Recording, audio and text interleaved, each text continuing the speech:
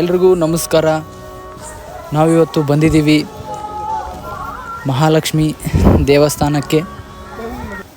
ನೋಡ್ತಾ ಇದ್ದೀರಲ್ಲ ಎಂಟ್ರೆನ್ಸು ಹೇಗಿದೆ ಅಂತೇಳಿ. ಬನ್ನಿ ಒಳಗಡೆ ಹೋಗೋಣ.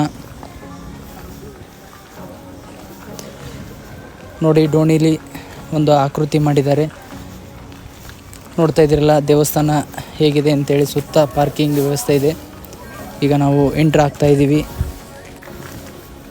ಕಾಣ್ತಾ ಇದೆಯಲ್ಲ ದೇವಸ್ಥಾನದ ಸುತ್ತ. ಈಗ ನಾವು ದೇವಸ್ಥಾನದೊಳಗೆ ಎಂಟ್ರಿ ಆಗ್ತಾ ಇದ್ದೀವಿ.